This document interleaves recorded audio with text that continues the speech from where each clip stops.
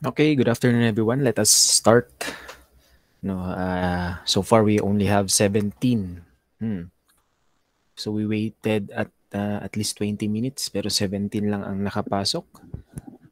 Anyway, we will be continuing with the orientation for consumer behavior for this semester. So let us set our expectations for this sem on what we are supposed to do in order to complete this course.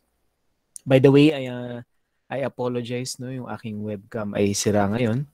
Pero later on at the end of our meeting, I am requiring everyone to turn on their cameras, no, for the attendance checking. Okay? So let us start. Now for today, I will be discussing, no, the contents of the syllabus. Oops, na natin to.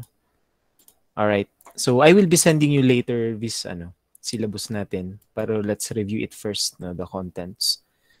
Wait. So, how do we... Pwede ba nating i-full screen to? Full screen. Anyway, I think all of you naman can see. Let's try to download na lang. Ayan, ay may Zoom pala dito. Okay.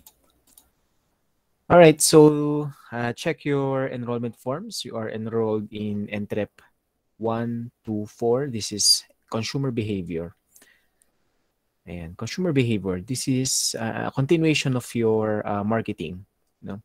So the description is, this course starts with a concise presentation of marketing concepts and principles. It zeroes in on the study of the different factors affecting consumer behavior, from several responses to marketing stimuli to purchase decisions. It shall include various discussions on psychological theories affecting their perception or the prospect consumer. Prerequisite again is it's marketing, pero ano naman, all of you have finished yung marketing. This is offered every second semester. This is a 3-unit course. Total hours to be finished for this semester is 54 hours. All right. Again, no need to review yung ating institutional vision and mission statement. I'm sure by now you are already familiar, no, with this. To the point na I think you are already memorize nyo na itong mga to. Okay? Even the college and program goals. Let's go straight dito sa ating content of the course. And anyway, we will not consume naman the whole 1 hour and 30 minutes for this meeting, since very short lang naman ang ating orientation. Just introduce to you the topics, the rules and regulations, the do's and do nots sa class natin. Alright, later ko na di-discuss yung policies, yung grading system, seat plan. Wala naman tayong seat plan since this is an online class. And of course, our expectations. The content of our course includes the following. So part 1 natin is I will be introducing to you the basics and the concept of consumer behavior by starting with the diversity in the marketplace. So we will be discussing or remembering the concepts in marketing, the scope of marketing behavior, interdisciplinary roots of consumer behavior, ethics and social responsibility, which is a must, especially today when it comes to businesses and performing marketing activities. And last is the social marketing concept. After that, we will do now consumer research. So we have 2 types. We have the quantitative research and the qualitative research. Okay? And these research are pertaining, of course, to consumer behavior. Then we will discuss the consumer research process. After that, we will be discussing, by the way, yung A and B natin is a total of 9 hours, but this will be adjusted, of course, depende sa ating flow of discussion. Okay? Next natin is the market segmentation. So, do you still remember this concept from marketing? We will refresh. We will refresh this concept. Pero we have discussed this during our marketing 1. I'm not sure if I am your instructor nung BM 112 yung marketing. Anyway, So market segmentation is the way to identify the specific behavior or groups of consumers. And so market segmentation, the basis for segmentation, the criteria for effective targeting of market segments, and of course, the implementing of segmentation strategies. Total of 5.5 hours or less. Again, depende sa ating flow of discussion. After that, we will go now to chapter 2, the consumer as an individual. So we will look into the letter A, consumer motivation. So what are the driving forces of a consumer in purchasing products and services? So it includes now the motivation, the dynamic nature of their motivation, and the types and systems of needs and wants, if I may add. The next, we will discuss the personality and consumer behavior. So we have theories of personality, understanding consumer diversity, and brand personality. And last is the consumer perception. So we have the elements, the dynamics of perception, and of course, the consumer imagery. Okay? Total of 6 hours or less. Then we will go to consumer learning. We have the behavior learning theories, cognitive learning theory, measures of consumer learning, total of 3 hours. And last natin before your midterm examination is we have the consumer attitude formation and change, which includes yung attitudes, attitude formation, the change, and of course, the strategies on attitudes. After we finish all those topics in chapter 1 and chapter 2, then we will now have our midterm examination. But I'm thinking, these are kasi just small topics, so maybe we could finish them on less hours. Okay. And hopefully, we can discuss also these topics during midterms. Ayan. We will compress kasi I am planning to give you a project na i-concentrate natin for finals. Anyway, we will discuss that later. For chapter 3, we have the consumers in their social and cultural setting. We have now the reference groups and of course the family influences. Social class and consumer behavior. So we have 2 types. Ayan. Under the reference groups, we have the power of reference groups, the concept of family, and the family decision making. And I'm sure naman, di ba, you are observing this type of decision making when it comes to purchases sa inyong pamilya. Kung tatanungin ko, sino ba usually ang nagde-decide on what to buy and what not to buy in a family? Di ba? Usually it's the mother. Anyway, full discussion pag nandito na tayo. Social class, lifestyle profile of social class. For you students, ano ba saang social class kayo nakakabilang? We have the geodemographic clustering, the affluent and non-affluent consumer. And last, second to the last, not second to the last. Letter C, for chapter 3, we have the influence of culture. Dito naman tayo sa culture. Diba? In Cordillera, syempre, we have the Cordilleran culture. So what is a culture? The measurements of culture, Philippine core values. We also have a subculture and the consumer behavior. What is a subculture? We have religious, regional, racial, age and gender subculture. And if you notice, all of these factors will be considered for us to understand the individual consumer behavior of a person. How do they buy things? Saan tayo? Sa letter E, we have the cross-cultural consumer behavior. We have the imperative, multinational, cross-cultural, consumer analysis. We have the global versus local, cross-cultural psychographic segmentation. It is important that we also consider yung cross-cultural kasi if you notice, we already have yung mga foreign classmates natin who are enrolling in BSU. In your batch, I guess do we have foreign classmates? I guess none, no? But in higher years, in BS Entrep, we have foreign students. So cross-cultural consumer behavior is also important to understand. And last chapter natin for this semester, we have the consumer decision-making process. No? Ayan. I guess we also tackled this during your marketing. So, consumer influence and diffusion of innovation. We have the opinion leadership process, motivation behind opinion leadership, diffusion and innovation. And lastly is now the consumer decision process. Level of consumer decision making, a model of consumer decision making, consuming and processing models of consumers, the 4 views of consumer decision making, consumer gifting behavior, and last is the relationship marketing. For now, these terms might not make sense, no? Kasi these are relatively new, di ba? Words or terms na ngayon nyo lang narinig. Pero as we go on with our topics, everything would make sense. And after we discuss everything, yan, we have the finals examination. 2 hours. Ayan. Again, ulitin ko lang, these are relatively short topics. We might finish them, all of them, during midterms so you can concentrate on the final project ng finals. In the case that we will be finishing everything on midterms, your final project would also be your finals examination. Hopefully.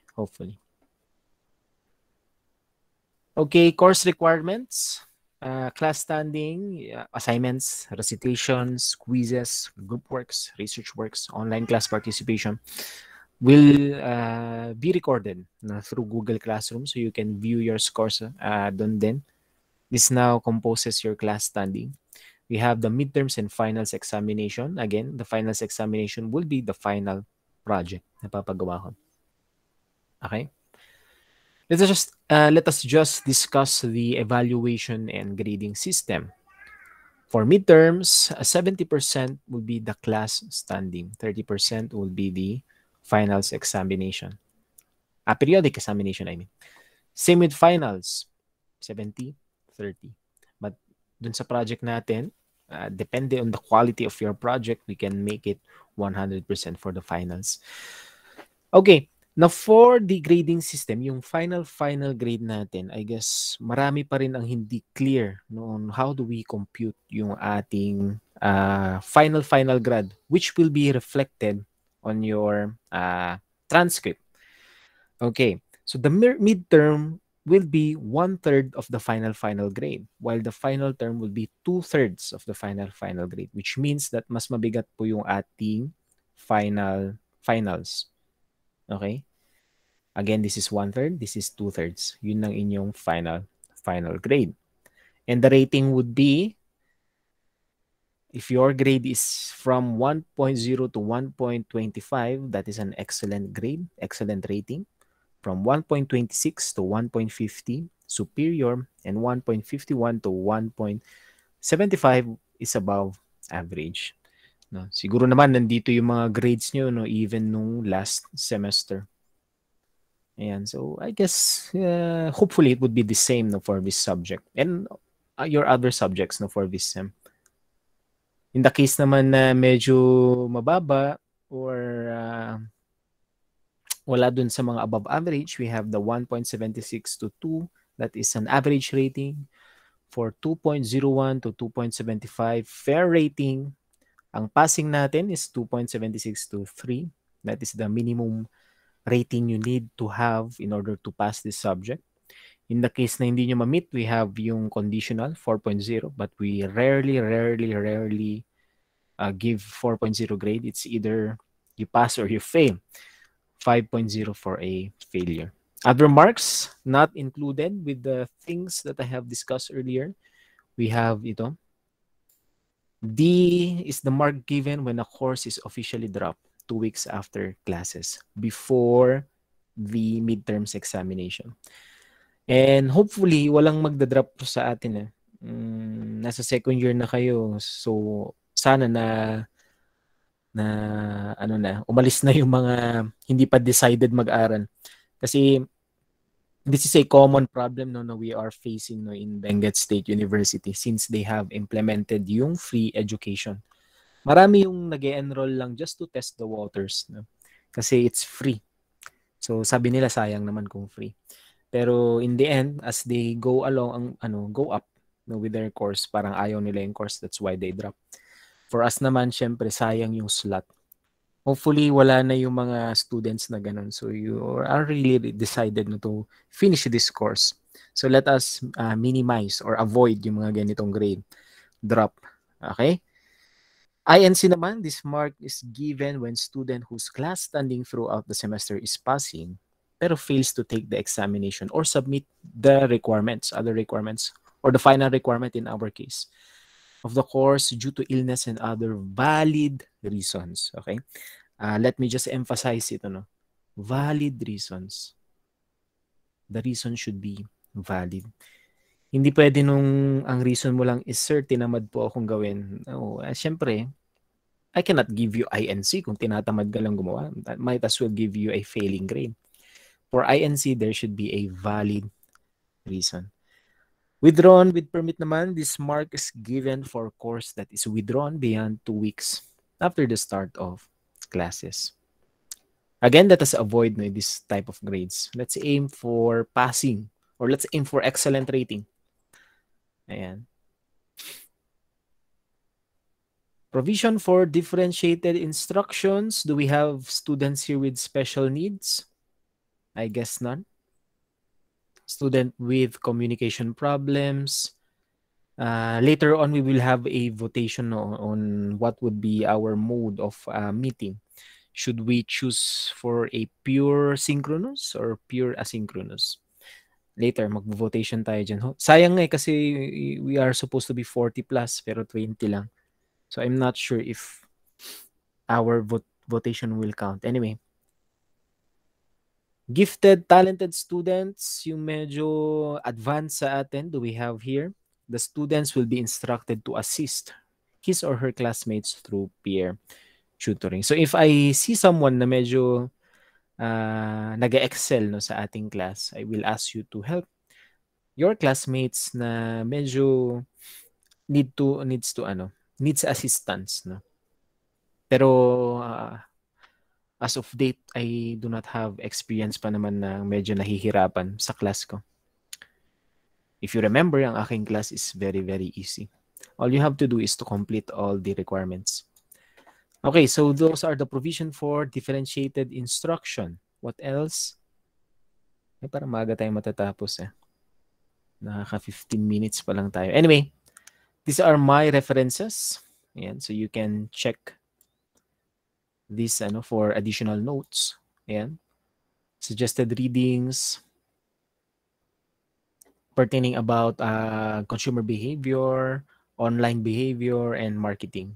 Yeah, these are additional readings you can do to have more knowledge about this course. Okay, this is something I need to discuss yung ating course policies, online attendance, and deadlines.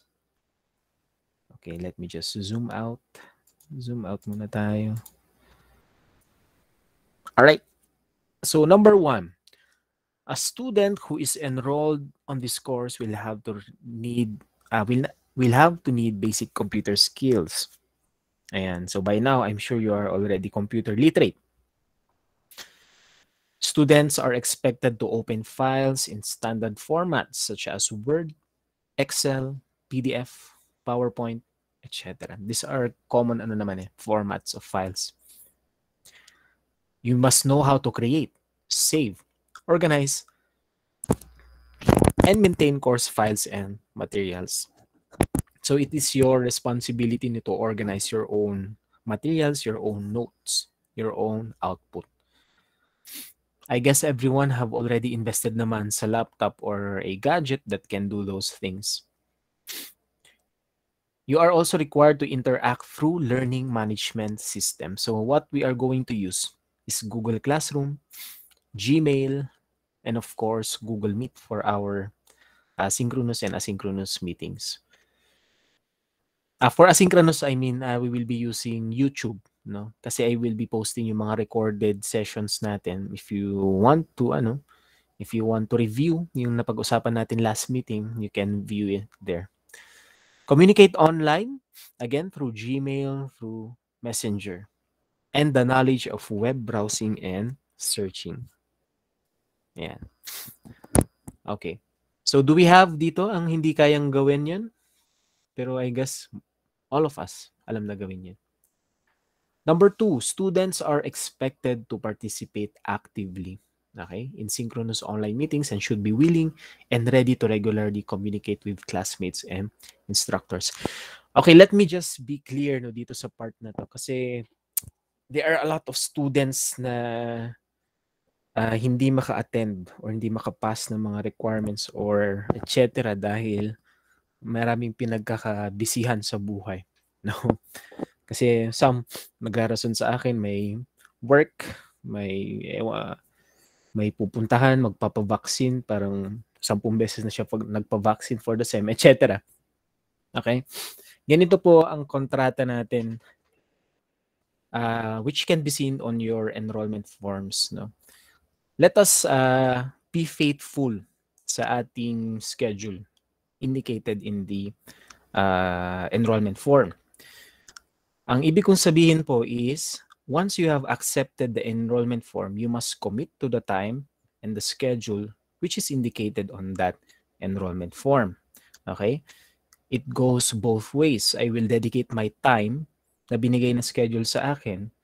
You have also to dedicate your time na schedule na binigay sa inyo. Okay? Kasi that is our agreement, kumbaga. So in the case that you have work, ano ang gagawin natin? Diba? We must always commit with the schedule. I am trying to be very careful na sa sasabihin ko kasi syempre, you need to work. Pero of course, you enrolled in Benga State University, the tuition fee is free. What we are only requiring you is your time and of course, effort, which I think hindi naman po mahirap ibigay yun. Another is, ang aking take no, dito sa mga students. No. I'm very sorry, I'm trying to filter my words din. My take dito sa mga students na medyo maraming dahilan is you enroll, you focus. Yun lang naman ang gusto kong gawin nyo. You enroll, you focus, you know your priorities. Because if Benguet State University or studying is not your priority, ibigay nyo yung slot no, for those who want to study. Okay? You give the slot para sa mga tao na gusto nila talaga mag-aral. If your priority is to work or if your priority is to start a family or anything, no, I guess you focus on that. No? Yan. Narinig namin yan, sir. Ipopost namin sa Facebook. No, I'm not naman. This is the thing that I can do for you. Okay? I will be very, very lenient when it comes to deadlines. I will be very, very, very lenient when it comes to meetings. But once I schedule something, you must follow. Okay? Hindi naman ako yung tipo na na instructor na I will give an activity now, the deadline is tomorrow. So I will give a generous deadline. Usually, binibigay ko is a minimum of 1 week for a very, very short activity. 1 week or 2 weeks. Yeah. So we will meet both ways. Anyway, number 3, dito tayo. Students should regularly check Google Classroom for announcement and activities. Everything would be posted through Google Classroom.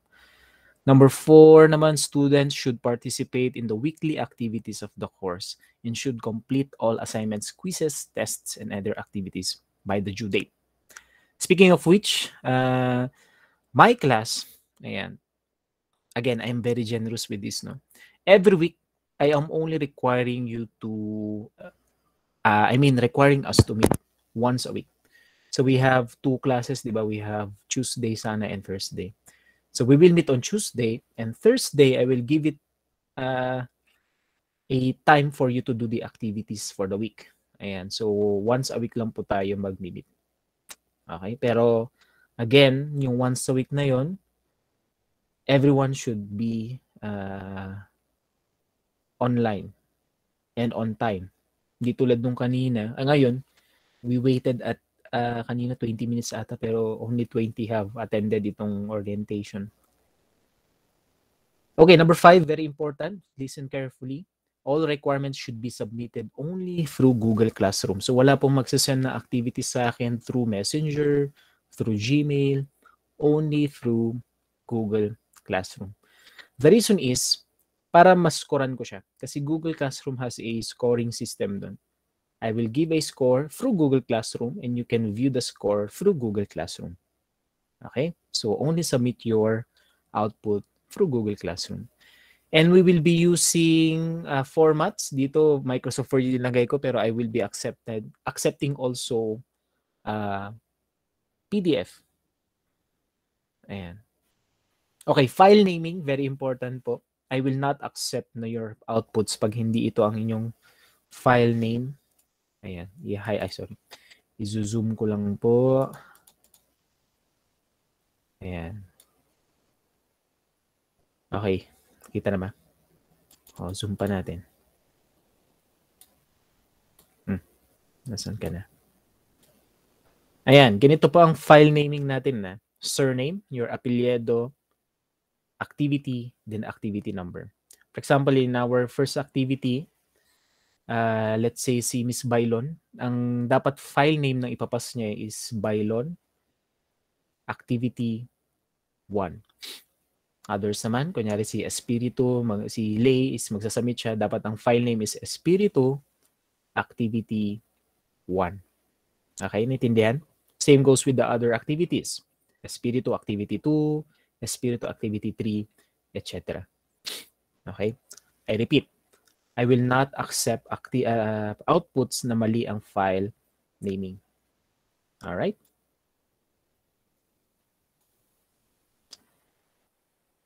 Okay, last natin is do not hesitate to ask questions. Students are strongly encouraged to contact the instructor through my email.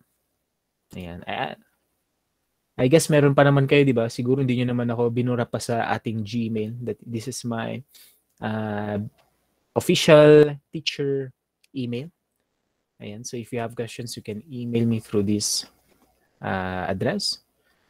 Please note that we may not be able to respond to every email immediately. So it will take time before I can respond.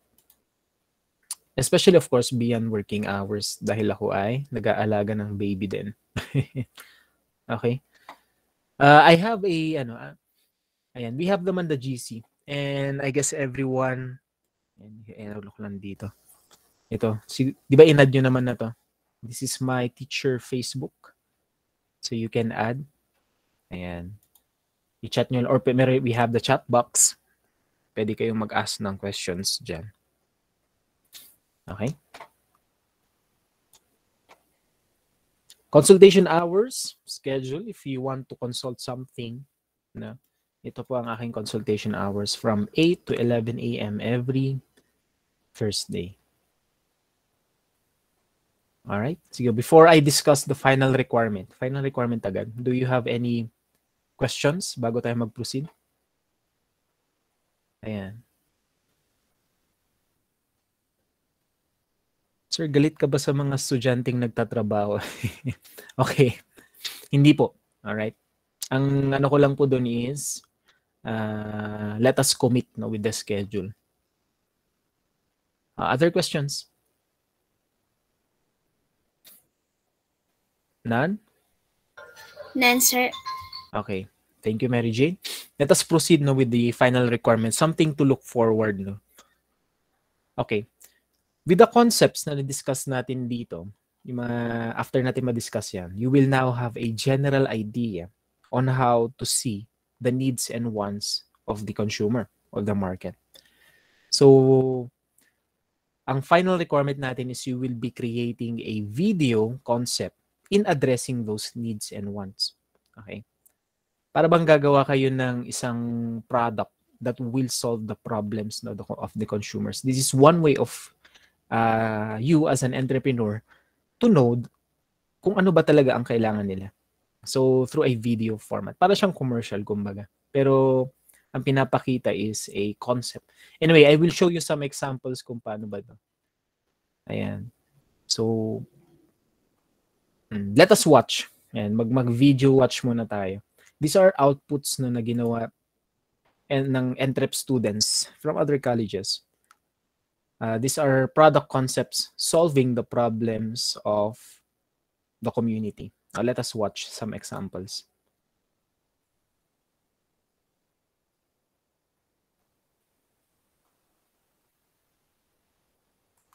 By the way, before I continue, naririnig nyo ba yung audio? Yes, sir. Okay.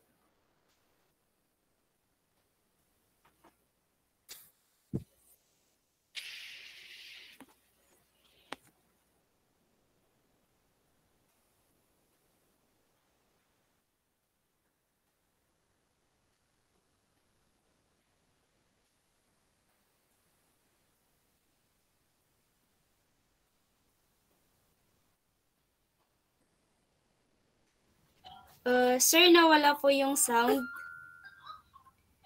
Wala ba yung sound? How about the others? Naririnig niyo pa ba yung sound? Hindi po, sir. Wala yung sound sound. Wait, let me just,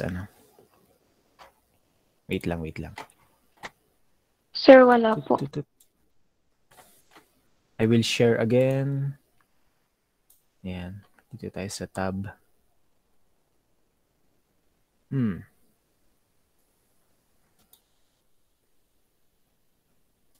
Okay, wait lang.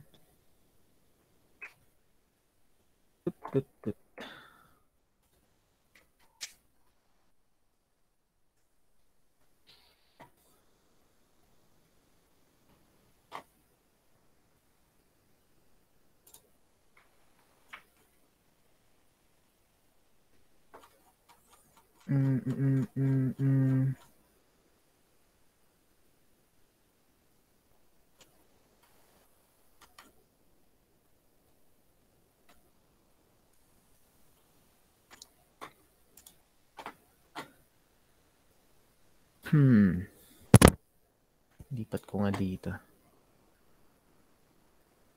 Wait lang guys,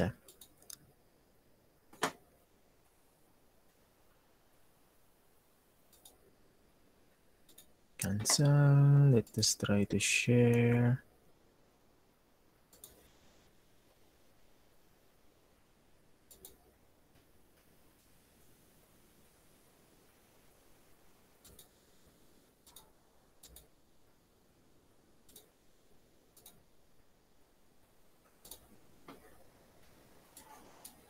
Okay, I'll try one more. Do.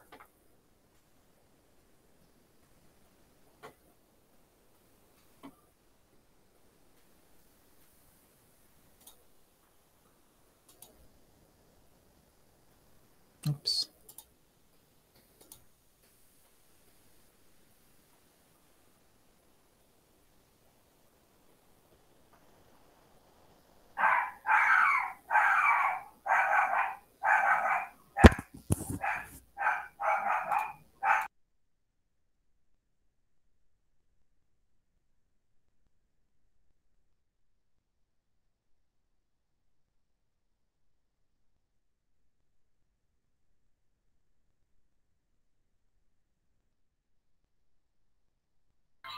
Sorry, sir. Wala pa rin po yung audio.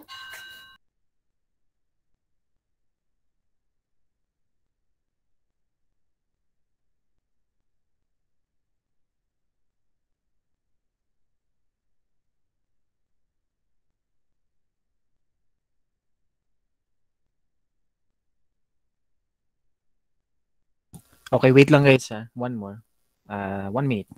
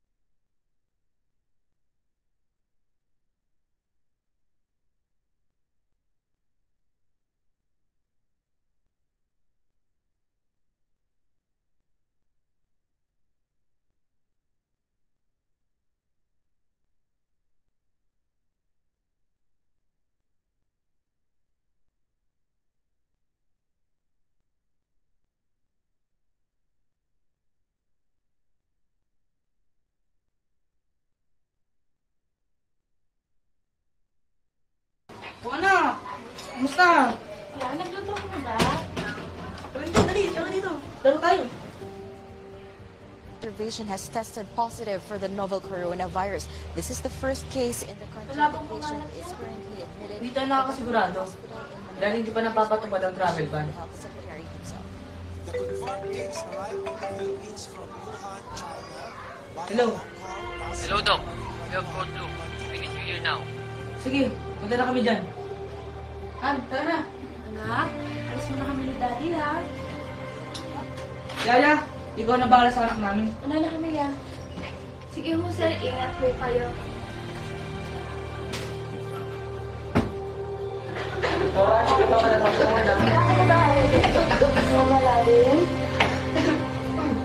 Kamusta yung pakiramdam mo? Wala po ito eh. Sumataas yung lagnat mo. Dok, man, kung paparating ka pasyente, kailangan ka doon. Mari na tayo tatuloy kayo sa makakalimutan. Marami nang nakapasok sa atin. Oo, nabalitaan ko, nakakatakot na eh. Nabalitaan ko yung kasi parang hindi naman totoo. Ready class po.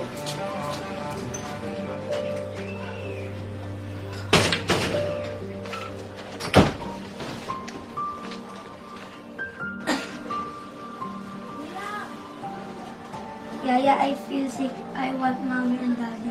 Ma'am, si Josh ho kasi. Josh? Josh! Josh! Gumising ka! Ma'am, si Josh ho kasi hindi na humihigay eh. Josh! Josh, gumising ka!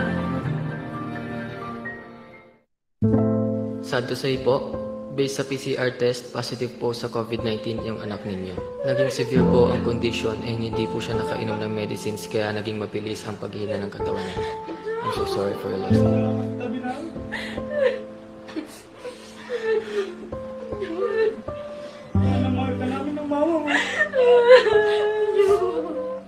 Nearly 224 countries around the world have been covered by this pandemic. As of year 2020, over 30 million cases have been reported as infected around the world. Here in the Philippines, up to 2,000 to 3,000 cases are reported every day. As the Medipus introduced the easiest way to detect COVID-19 positives, the new virus detector face mask. Blue, that supports negative, and red, that supports positive. Let's fight together against COVID-19, cover the threat with no regret.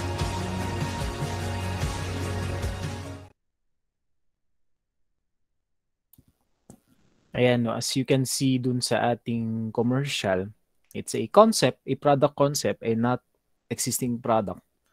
Pero it solves a problem, no? Understanding what the market really wants.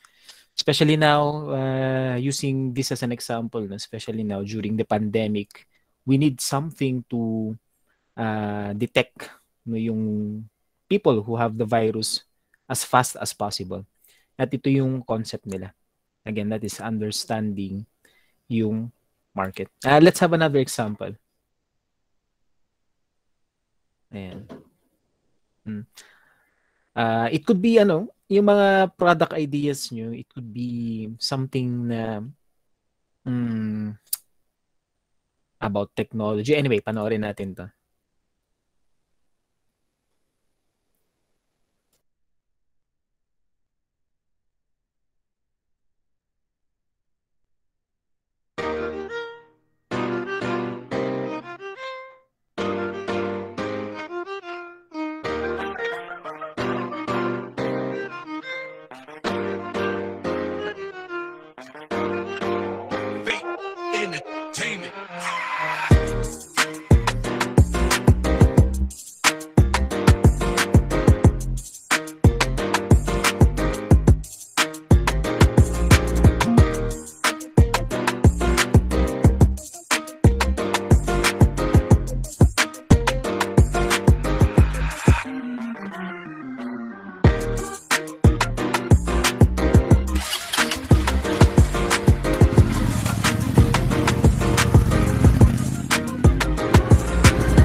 Eve, activate.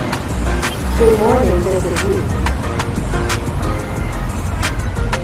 Eve, open Bluetooth for music. Bluetooth music activated.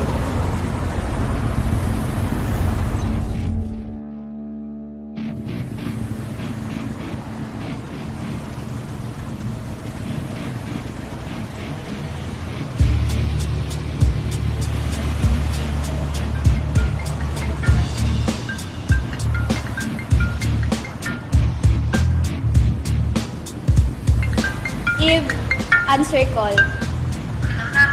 Hello, ma. Opo. See you in 5 minutes.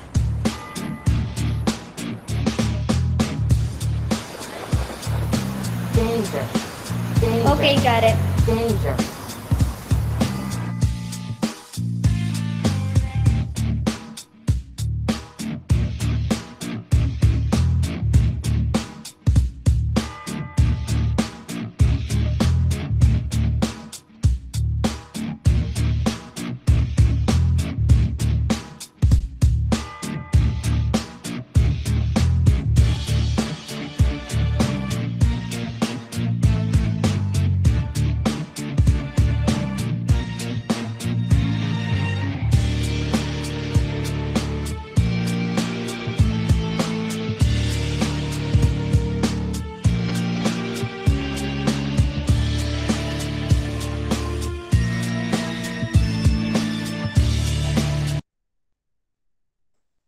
Ayan. Okay. So, some of you may be wondering, sir, kailangan ba ganyan yung quality ng aming outputs? Not necessarily. No, of course, what I am requiring you is to identify the problem and provide a economic solution or a business solution. Ang importante naman sa ating video is the story is there, the concept is there.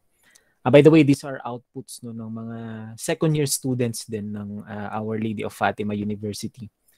And everything, they have no need for you to invest on equipment kasi lahat sila ginawa through their phones.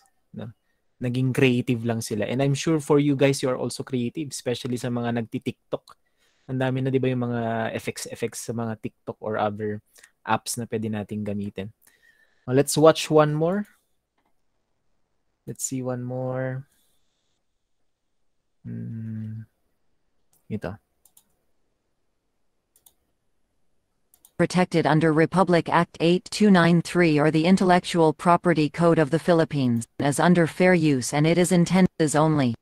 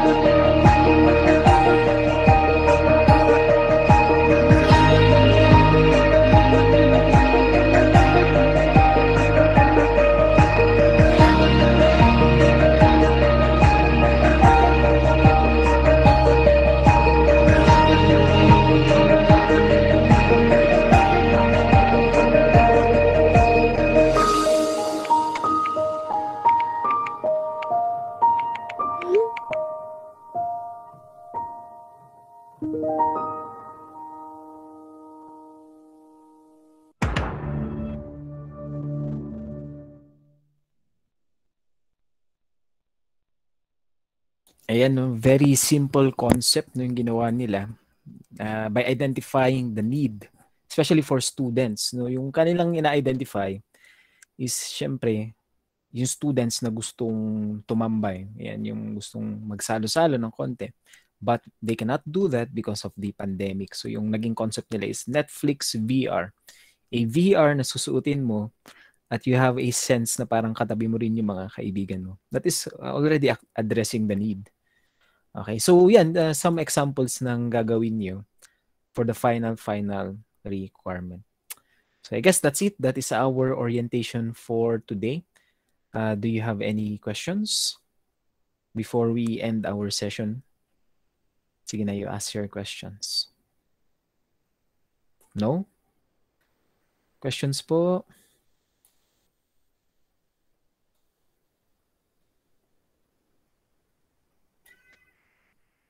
Sige na guys, you ask your questions if you have. All right, I guess everyone is clear no with the things we need to do for the semester. So before we end, can I ask everyone to please turn on their cameras for the attendance checking? Turn on your cameras now. Everyone, and okay, ayan. Good to see your faces again. I think last year nung last tayo nagkita-kita. Ayan. Others? And let's wait for the others na mag-connect muna ng kanilang mga camera phones.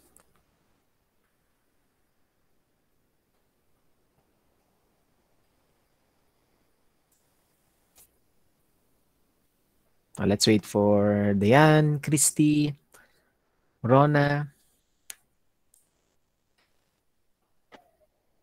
Okay. All right. Count of 3. You smile for the camera. Wait, may nag-chat. Sir, naghang yung cellphone. Okay. Sige. 3, 2, 1. Smile, everyone. Toots. One more.